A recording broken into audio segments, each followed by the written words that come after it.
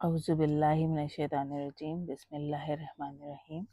سورہ ابراہیم، سورہ نمبر 14، مکہ میں نازل ہوئی، رکوع 7، آیات 52۔ شروع اللہ کے نام سے جو نہایت مہربان رحم کرنے والا ہے۔ الف لام را، ایک کتاب ہم نے تیری طرف نازل کی ہے تاکہ تو لوگوں کو ان کے رب کی اجازت سے اندھیروں سے روشنی کی طرف نکال لے جائے، غالب اور صاحب تعریف اللہ کے راستے کی طرف، جس کا ہے جو کچھ آسمانوں میں ہے اور جو کچھ زمین میں ہے، اور افسوس کافروں پر سخت عذاب کے سبب۔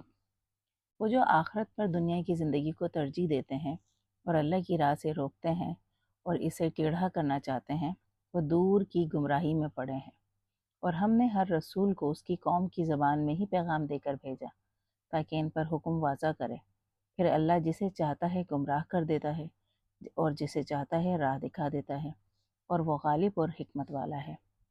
اور ہم نے موسیٰ کو بھی اپنے نشان دے کر بھیجا تھا کہ اپنی قوم کو اندھیروں سے روشنی کی طرف نکال لے جا اور انہیں اللہ کے دنوں کی یاد دلا۔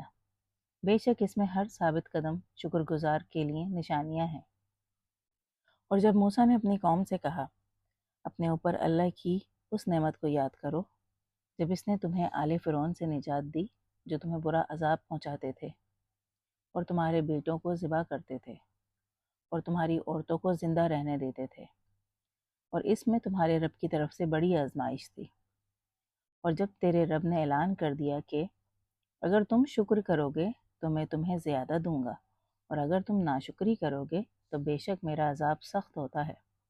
اور موسیٰ نے کہا، اگر تم ناشکری کرو گے تم اور وہ سب جو زمین میں ہیں تو بے شک اللہ بے نیاز اور صاحب تعریف ہے۔ کیا تمہیں ان لوگوں کی جو تم سے پہلے ہوئے خبر نہیں پہنچی؟ قوم نوح اور عاد اور سمود کی، اور ان کی جو ان کے بعد ہوئے۔ انہیں اب اللہ کے سوا کوئی نہیں جانتا۔ ان کے رسول ان کے پاس واضح دلیلیں لے کر آئے، مگر اپنے ہاتھ ان کے منہوں پر رکھ دیے اور بولے، ہم اس پیغام کا جس کے ساتھ تمہیں بھیجا گیا ہے انکار کرتے ہیں، اور ہم اس بات کے بارے میں جس کی طرف تم ہمیں بلاتے ہو پریشان کن شک میں ہیں۔ ان کے رسولوں نے کہا کہ اللہ کے بارے میں شک ہے جو آسمانوں اور زمین کا پیدا کرنے والا ہے۔ وہ تمہیں بلاتا ہے تاکہ تمہارے کچھ گناہ بخش دے اور تمہیں ایک مقررہ مدت تک مہلت دے۔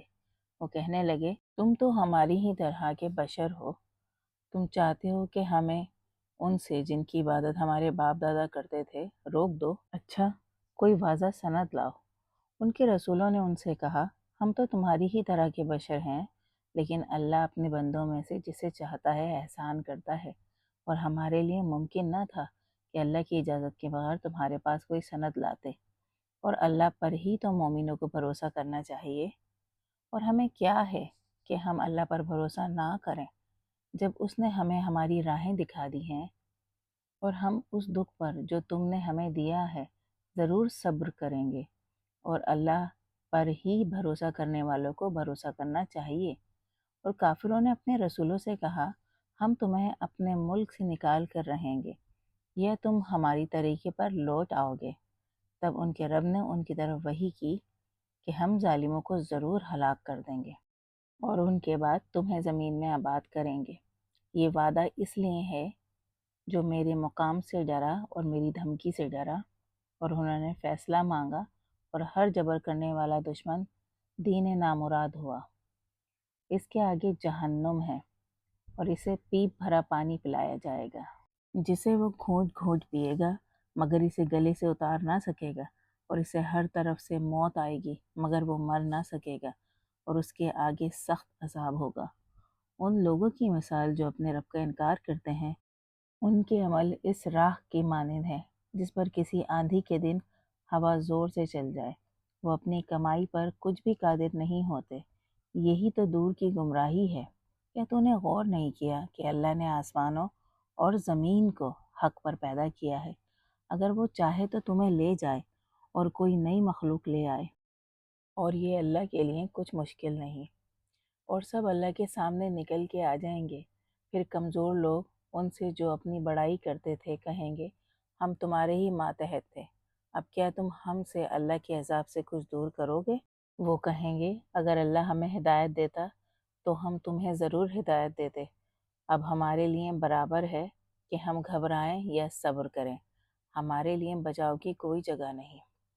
اور جب معاملے کا فیصلہ ہو جائے گا تو شیطان کہے گا اللہ نے تم سے سچا وعدہ کیا تھا، مگر میں نے تم سے وعدہ کیا پھر تمہارے خلاف کیا، اور میرا تمہارے اوپر کوئی زور نہ تھا سوائے اس کے کہ میں نے تمہیں دعوت دی اور تم نے میری بات مان لی۔ بس مجھے ملامت نہ کرو اور اپنے آپ کو ملامت کرو، میں تمہاری فریاد کو نہیں پہنچ سکتا اور نہ تم میری فریاد کو پہنچ سکتے ہو۔ میں انکار کرتا ہوں کہ اس سے پہلے تم نے مجھے خدا کا شریک کیا تھا۔ بے شک ظالموں کو دردناک عذاب ہوگا۔ اور ان لوگوں کو جو ایمان لائے اور اچھے عمل کرتے رہے ان باغوں میں داخل کیا جائے گا جن کے نیچے دریا بہتے ہیں اور جن میں وہ اپنے رب کی اجازت سے ہمیشہ رہیں گے، وہاں ان کی خوش آمدید سلام سے ہوگی۔ کیا تو نے غور نہیں کیا کہ اللہ نے پاکیزہ بات کی مثال کیسے دی ہے؟ جیسے ایک پاکیزہ درخت جس کی جڑ مضبوط ہو اور جس کی شاخ آسمان میں پہنچتی ہو، جو اپنے پھل اپنے رب کے حکم سے ہر وقت لائے۔ اور اللہ لوگوں کے لیے مثالیں بیان کرتا ہے تاکہ وہ نصیحت لیں۔ اور ناپاک بات کی مثال ایسی ہے جیسے ناپاک درخت جو زمین کے اوپر اکھڑا پڑا ہو، جسے ٹھہراؤ نہ ہو۔ اللہ ایمان والوں کو پکی بات سے دنیا کی زندگی میں اور آخرت میں قائم کرتا ہے، اور اللہ ظالموں کو بھٹکا دیتا ہے، اور اللہ جو چاہتا ہے کرتا ہے۔ کیا تو نے ان لوگوں کو نہیں دیکھا جنہوں نے اللہ کی نعمت کو ناشکری سے بدل ڈالا اور اپنی قوم کو بربادی کے گھر جا اتارا، جہنم میں، جس میں وہ جا ملیں گے، اور وہ کیا بری ٹھہرنے کی جگہ ہے۔ اور انہوں نے اللہ کے شریک بنا رکھے ہیں تاکہ اس کی راہ سے بھٹکا دیں۔ کہہ دے مزے کر لو، تمہیں آگ ہی کی طرف لوٹنا ہے۔ میرے ان بندوں سے جو ایمان لائے ہیں کہہ دے کہ نماز قائم کریں، اور اس میں سے جو ہم نے انہیں دیا ہے چھپ کر اور کھلم کھلا خرچ کریں، اس سے پہلے کہ وہ دن آ جائے جس میں نہ خرید و فروخت ہوگی اور نہ دوستی۔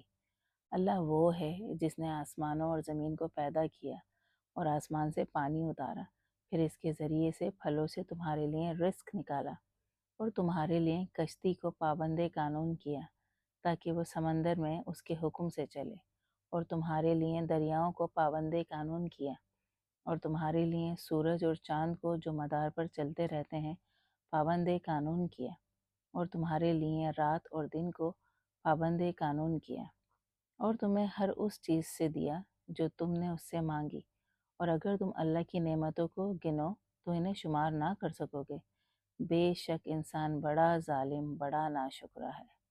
اور جب ابراہیم نے کہا میرے رب اس شہر کو پرامن بنا اور مجھے اور میرے بیٹوں کو مورتیوں کی پوجا سے دور رکھ، میرے رب انہوں نے بہت سے لوگوں کو گمراہ کیا ہے، اب جس نے میری پیروی کی وہ مجھ سے ہے، اور جس نے میری نافرمانی کی تو بخشنے والا رحم کرنے والا ہے۔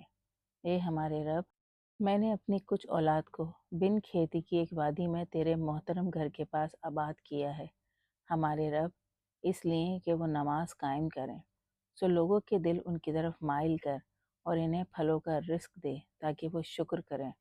ہمارے رب، تو جانتا ہے جو ہم چھپاتے ہیں اور جو ہم کھل کر کہتے ہیں، اور اللہ سے کوئی چیز زمین میں چھپی نہیں رہتی اور نہ آسمان میں۔ تعریف اللہ کی ہے جس نے بڑھاپے میں مجھے اسماعیل اور اسحاق عطا کیے۔ میرا رب بے شک دعا کو سننے والا ہے۔ میرے رب، مجھے اور میری اولاد کو نماز قائم کرنے والا بنا، اور ہمارے رب میری دعا قبول کر۔ ہمارے رب، مجھے بخش دے اور میرے والدین کو اور مومنوں کو اس دن کے حساب لیا جائے گا۔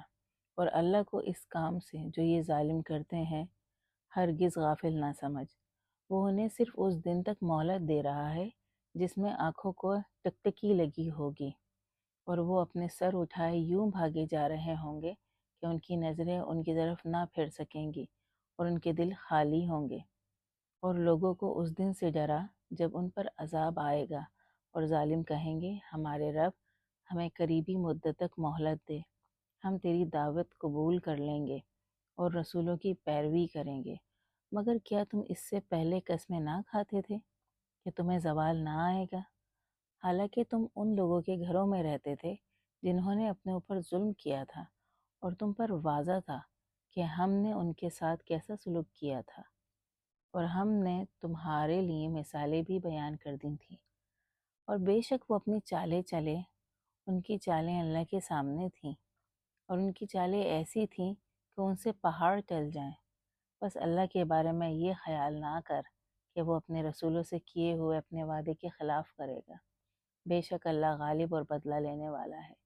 جس دن زمین کے علاوہ سے بدل جائے گی اور آسمان بھی، اور لوگ اس اکیلے زبردست اللہ کے سامنے نکل کے آ جائیں گے، اور اس دن تو مجرموں کو دیکھے گا کہ زنجیروں میں جکڑے ہوئے ہیں، ان کے کرتے رال کے بنے ہیں اور آگ نے ان کے چہروں کو ڈھانپا ہوا ہے۔